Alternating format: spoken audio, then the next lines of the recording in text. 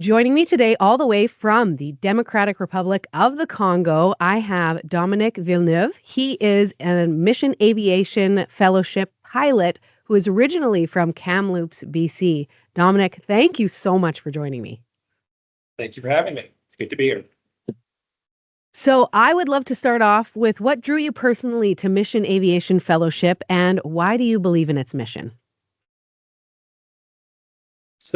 It all starts, as with most pilots, when I was very, very little.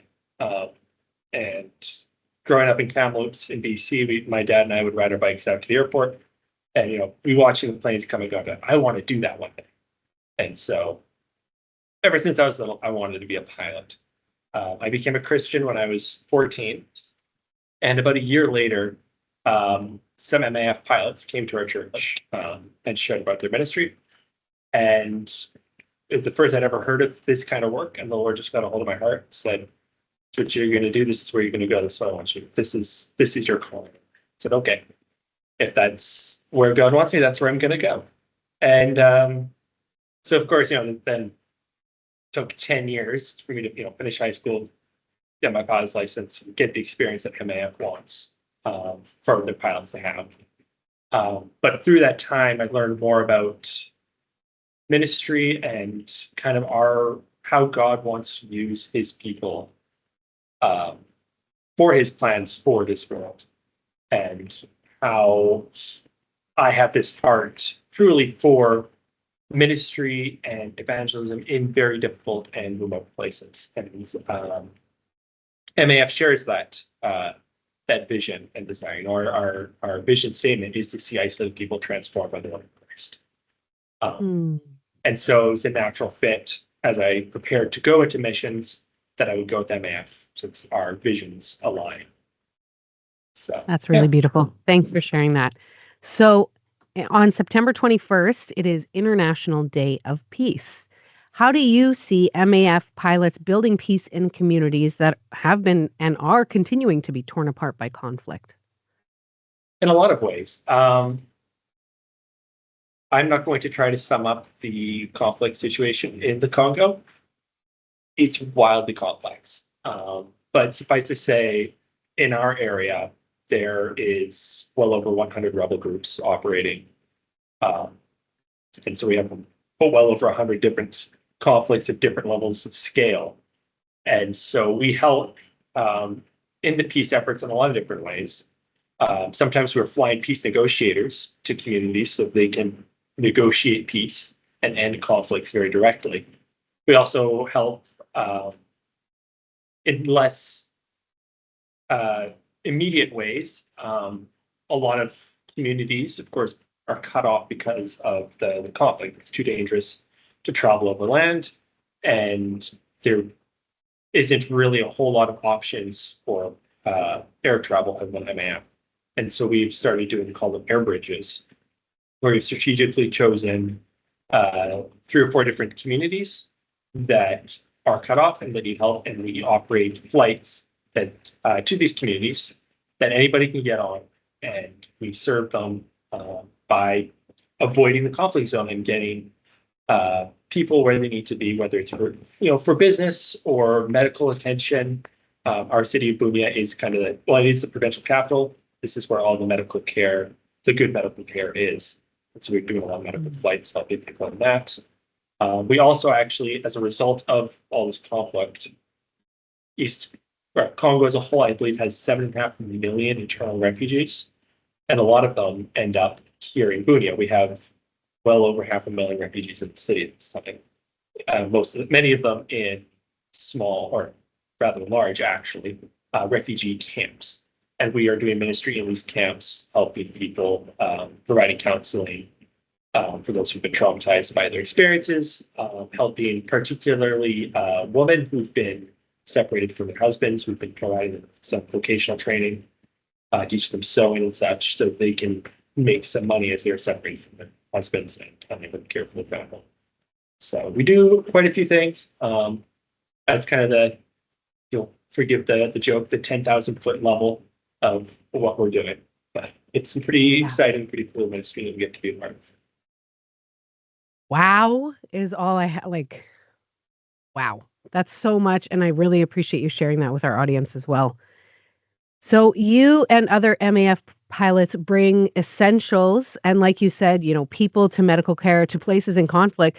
What are some real challenges that you face doing this even though you're helping people?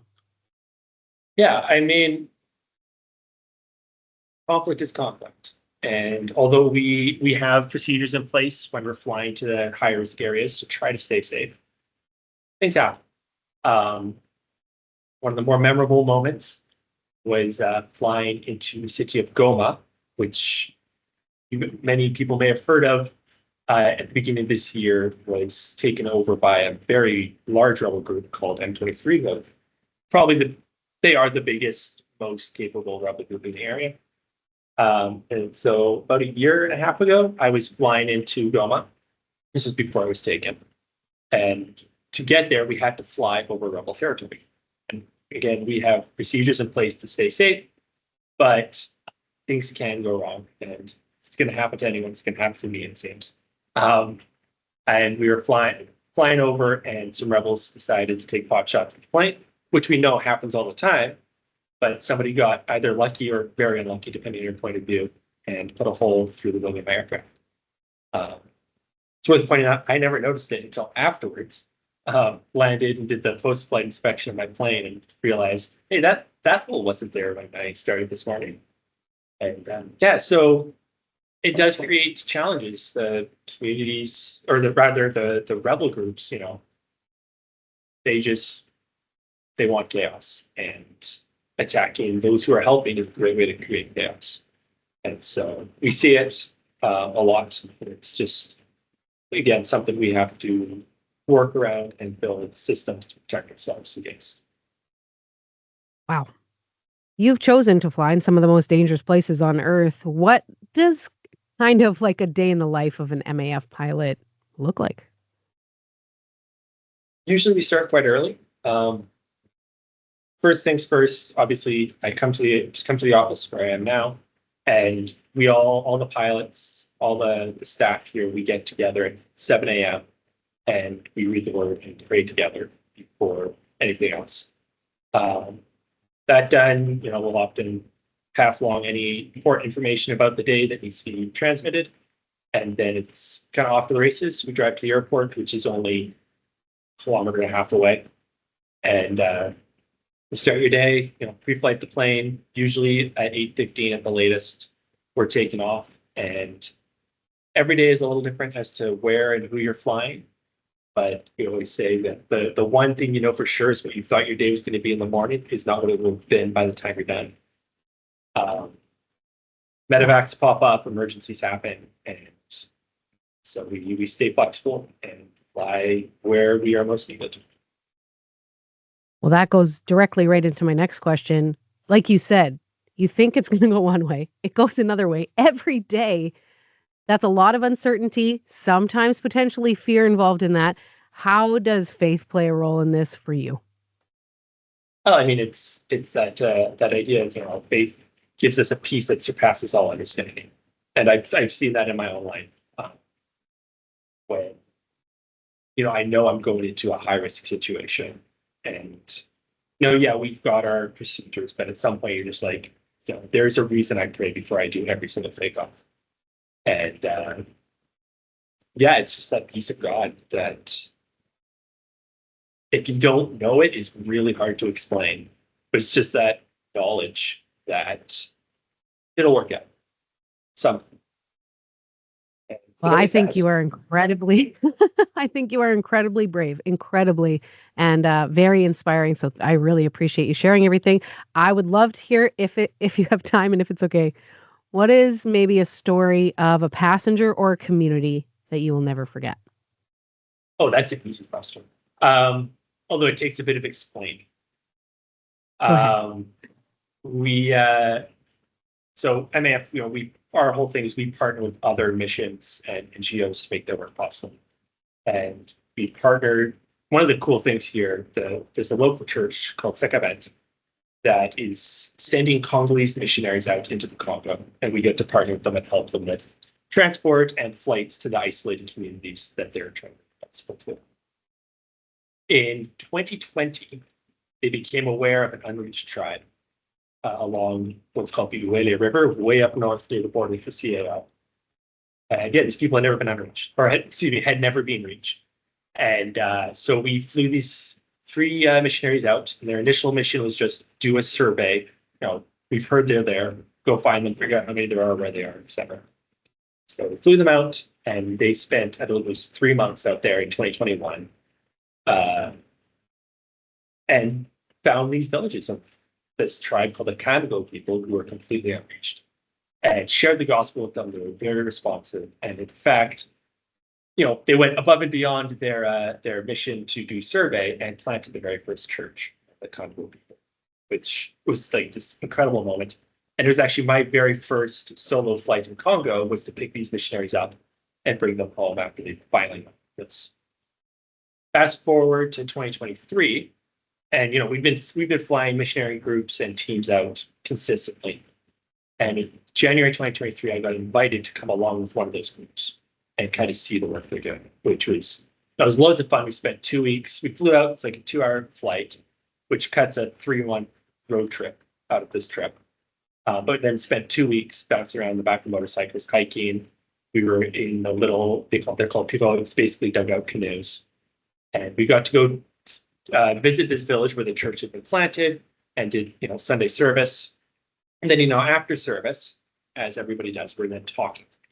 We're there just chatting, social. And I was talking to these 2 men who come to church that Sunday, and they tell me, "Oh yeah, we're from the village of Ebata. We're not actually from here." And the missionary who's translating for me, he looks confused. I'm like, "So what's going on?" He says, "We don't know about Ebata. We don't know about this village at all." And so we found out where it was. It turns out it's not far.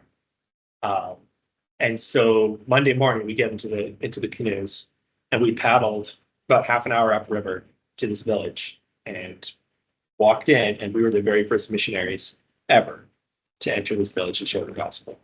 Which that's a pretty cool moment in a career.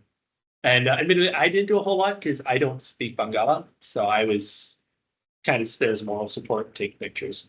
But I was there, and so we shared the gospel, and then we left, and more missionaries came after us, and there was a lot of work done, and they ended up planting a church there.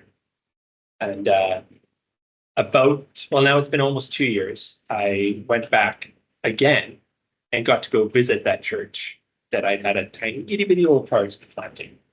So that's the highlight of my career so far. It's been involved in church plants in unreached villages. That is phenomenal. Thank you so much for sharing that story. Do you ever go back to Canada, or are you planted where you are right now? We do go back. I actually just got back from home leave. The way we do it is basically you do 3.5 years on the field, and then you get 6 months back in Canada. We can break it up, but I just got back from 5 months of rest, which was much needed after all the stress and conflict here. It was very nice to spend time back home with my family. I like road tripping, so I drove a motorcycle all the way across Canada. It was lots of fun. Nice. Right on. Okay, well, if you ever do that again, please stop in Winnipeg and come to the studio. We'd love to chat with you. I'll keep it in mind. The fact that you are in the DR of the Congo and speaking with us today, truly a blessing. Thank you so much, Dominic, for taking the time. Is there anything else you wanted to share? Thank you. And just please continue praying for Congo. It's a broken country that desperately needs help and prayer. So. Absolutely. Well, thank you so much for all the work that you do. My pleasure.